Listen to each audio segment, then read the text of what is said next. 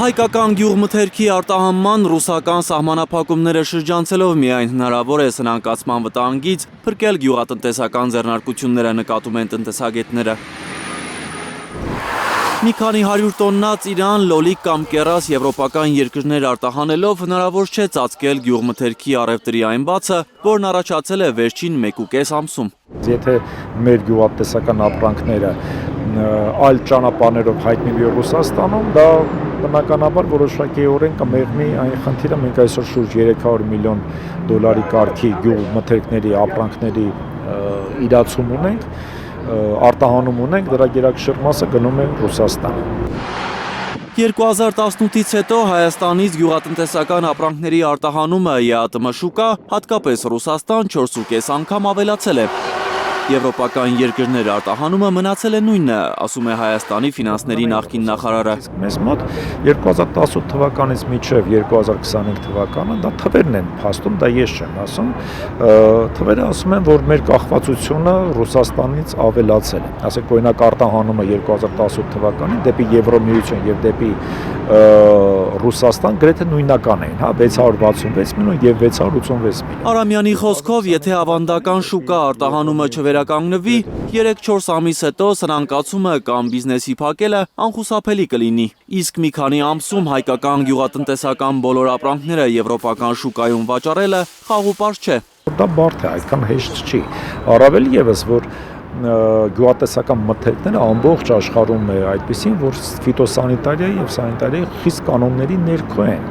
Եվ արդեն ասի եւ դրա համար դու պետք է ինքդ ունենաս բավարար ենթակառուցվածքներ, այդ թվում նաեւ լաբորատորիաներ, որոնք որ կարողանան տան համապատասխան սերտիֆիկատներ եւ նրանք պետք է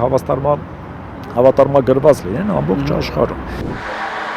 Իրենց բերքը արտահանել չկարողացող, տեղական շուկայում ստիպված էժան վաճառող գյուղատնտեսներին կառավարությունը մտադիր է օգնության նոր փաթեթ տրամադրել։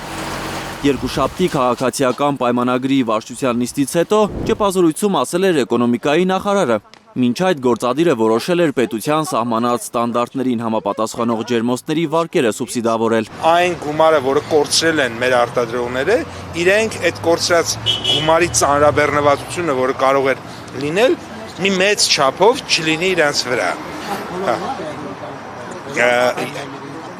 Այս 5 շաբթի օրը մենք կառավարության աջակցության նոր ծրագիր կընդունենք, որը վերաբերվում է ըստ էության ավելի լայն շրջանակի արտադրողների։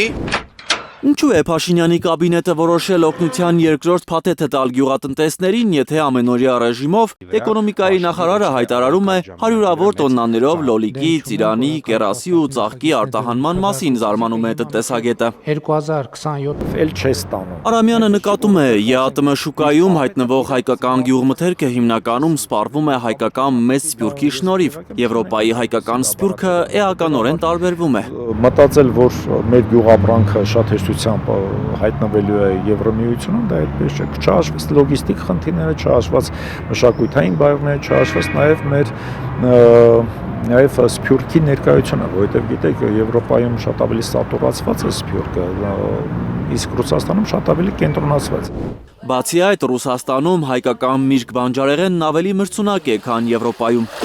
Արամյանի խոսքով մարդիկ նախընտրում են թեկուզ թանկ, բայց հայկական ծիրանն առնել։ Էդգար Ղուշչյան, Միլենա Պողոսյան և Անի Ղանդիլյան, Հայլուր։